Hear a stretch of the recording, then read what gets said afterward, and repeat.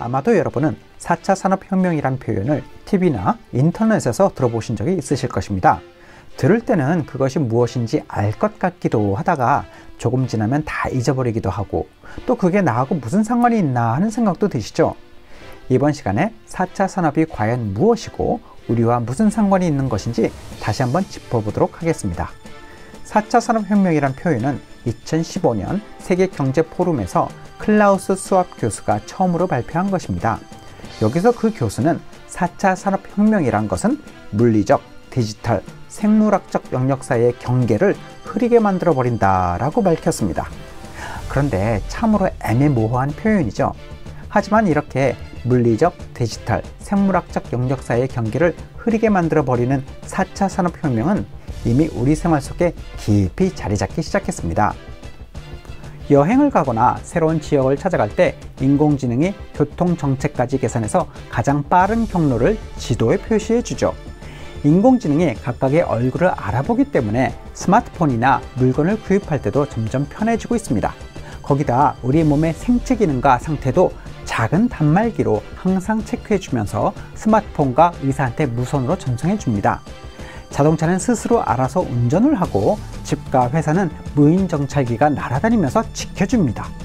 이런 것이 4차 산업이라고 할 수 있는데 그러면 1차, 2차 그리고 3차 산업은 언제 일어났을까요?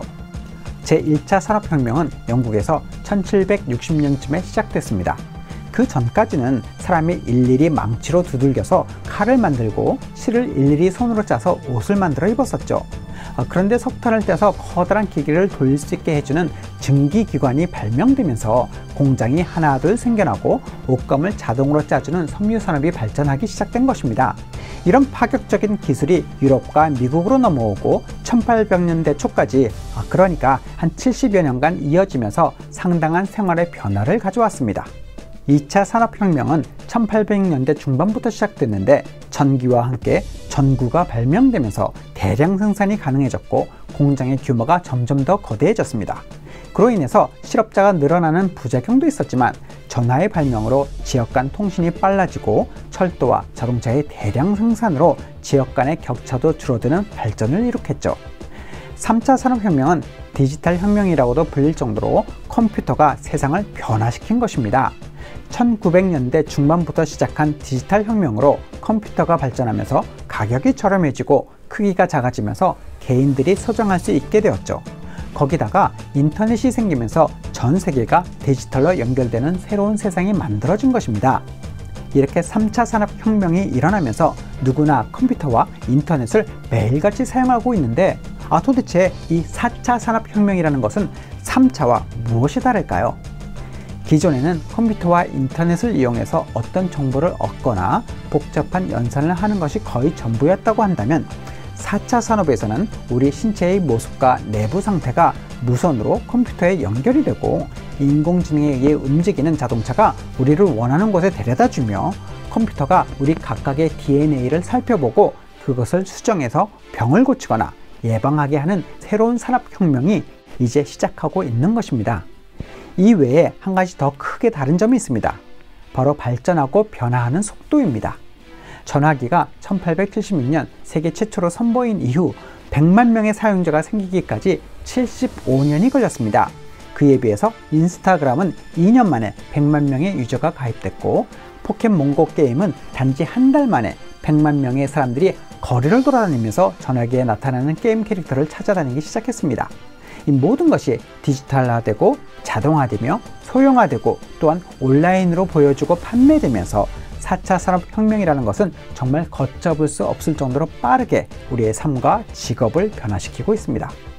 이렇게 빠른 속도로 변해가는 기술은 기업과 직장인에게도 빠른 변화를 요구합니다. 4차 산업혁명이라는 열차에 올라타지 못한 기업은 결국 도태되면서 직원을 감축해야 하는 상황이 올 것입니다. 반면에 열차에 빠르게 올라탄 기업은 사업에 성공을 하겠죠. 하지만 4차 산업의 핵심인 인공지능과 자동화를 도입한 그 기업은 그동안 열심히 회사를 키워준 올드 스타일의 직원이 더 이상 필요하지 않을 수도 있습니다. 다시 말해서 회사가 4차 산업이라는 고속열차에 올라타야 살아남을 수 있듯이 직원들도 각자가 알아서 변화해가는 기술과 지식을 습득해서 열차에 올라타야 하는 것이죠. 이제는 평생 직장과 단일 직업이라는 개념이 없어질 수 있습니다. 현지 컴퓨터로 비슷한 일을 반복하는 직장에 다니시나요? 인공지능과 자동화 시스템으로 인해서 가장 쉽게 피해를 보게 될 분야 중에 하나가 사무직입니다. 미국 보험회사의 경우 직원 1명당 평균 고객 400명의 비율로 직원 수가 구성되어 있다고 합니다. 그런데 몇 년 전에 창업한 어떤 스타트업 회사는 직원 1명당 고객 2,000명으로 구성이 되어 있습니다. 왜냐하면 대부분의 고객 상담과 서류 처리를 인공지능이 대신 해주기 때문입니다. 은행의 경우도 마찬가지입니다. 일반 은행이 고객 1명을 확보하는 데 필요한 비용이 약 1,000달러가 드는 데 비해서 카카오뱅크 같은 핀테크의 경우 고객 1명 유치하는 데 단지 20달러가 든다고 합니다. 일반적으로 은행은 많은 은행 지점을 운영해야 하기 때문에 어쩔 수 없이 비용이 인공지능과 클라우드만 쓰는 핀테크에 비해서 50배 이상의 비용이 드는 것이고 결국 경쟁에서 밀릴 수밖에 없는 것입니다. 혹시 지금 다니고 있는 직장에 계속 안정적으로 다닐 수 있을지 걱정이 되세요? 그렇다고 오랫동안 다니던 사무직을 때려치고 갑자기 인공지능 프로그래머가 될 수는 없겠죠. 하지만 국내나 해외에서 개발된 인공지능 프로그램이 여러분이 다니고 있는 회사에 쓸 수 있는지 알아보고 그것의 장점과 비용을 공부해서 회사에 프레젠테이션 할 수 있다면 어쩌면 그 새로운 프로젝트의 진행을 맡겨줄지도 모릅니다. 그렇게 된다면 낙오되지 않고 4차 산업혁명이라는 열차에 올라타게 되는 것이겠죠. 한 가지 다행인 것은 4차 산업은 이제 막 시작하고 있는 상황이라는 것입니다. 직장인들도 새로운 분야를 찾아서 지금부터 틈틈이 공부하면서 더 나은 기회를 준비해도 늦은 것이 아닌 것입니다. 지금도 계속해서 새로운 직업이 생겨나고 그에 필요한 인재를 찾고 있으니까요. 그리고 이 얘기는 학생들한테는 앞으로 더 많은 기회가 놓여져 있다는 것입니다. 5년 또는 10년 앞서 직장에서 일하고 있는 선배들의 빈자리를 비집고 들어가야 하는 것이 아니라 새롭게 개척할 수 있는 직업의 기회가 더 많다는 것입니다. 하지만 그 기회를 잡으려 한다면 어떤 것을 공부하고 어떻게 해야 잡을 수 있는지를 알아봐야겠죠. 한국고용정보원에서 발표한 4차 산업혁명 시대 내 직업 찾기라는 보고서에 보면 미래의 유망 직업으로 15개의 분야를 얘기하고 있습니다. 사물 인터넷 전문가,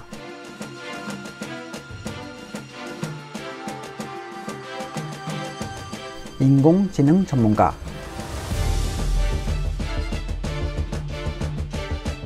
빅데이터 전문가, 가상현실, 증강현실 전문가, 생명과학연구원, 정보보호 전문가,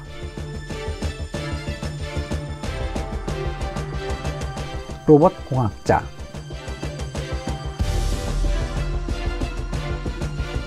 자율주행차 전문가,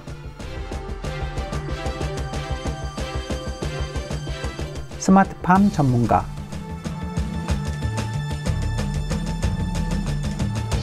환경공학자,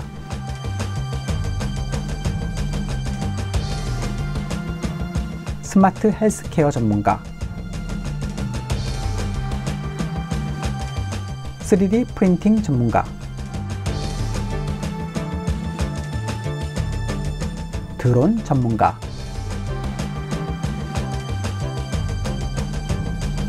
소프트웨어 개발자, 신재생에너지 전문가. 이렇게 15개의 직업 분야가 있는데 거의 대부분이 프로그램이나 기술공학 또는 생명공학을 공부해야 하는 상황이죠. 이런 분야를 좋아해서 깊이 공부할 수 있다면 4차 산업혁명 시대에 더 많은 취업 기회를 가질 수 있을 것입니다. 하지만 한국의 모든 학생이 이런 분야에 관심이 있고 또한 적성에 맞아 할 것이다 라고 볼 수는 없는 것이죠. 다행히도 회사는 이렇게 프로그래머나 연구원만으로 구성될 수는 없는 것입니다. 그래서 그런 전문적인 분야의 깊은 지식은 없다 하더라도 가장 효과적인 방법으로 프로젝트를 구성하고 상사나 클라이언트한테 아주 설득력 있게 프레젠테이션을 해서 일을 따올 수 있고 그것을 잘 완성할 수 있는 리더십이 있다면 이 또한 4차 산업에 꼭 필요한 인재가 되는 것입니다. 이런 인재가 되기 위해 필요한 능력은 5년이나 10년 후에 일어날 밝은 미래를 미리 감지할 수 있는 깨어있는 사고방식과 그 미래의 프로젝트를 이끌어갈 수 있는 추진력, 그리고 사람들에게 신뢰를 줄 수 있는 언변 능력과 팀원 관리 능력이 필요할 것입니다. 어쩌면 학교에서 배우는 수업이나 학점이 아닌 그 이상의 사회 경험이 필요하겠죠. 물론 이러한 관리 능력에 더해서 프로그램이나 공학, 생물학을 전공할 수 있다면 그의 미래는 더 밝게 빛날 수 있을 것입니다. 현재 직장가 또는 사업장에서 일하시는 부모님이나 학교에서 공부하는 학생들 모두 이 빠른 속도로 진행되어가는 4차 산업혁명을 피해갈 수는 없습니다. 이것은 우리 모두의 생활 속에 이미 깊이 들어와 있고 우리의 삶을 계속해서 변화시키고 있으니까요. 이런 변화를 그냥 거부하면서 살아갈지 또는 마지못해 끌려갈지 아니면 변화의 물결을 위에서 타고 갈지는 각자의 의지에 달려 있겠지만 그 결정이 또한 각자의 미래를 크게 변화시킨다는 것도 자명한 사실인 것 같습니다.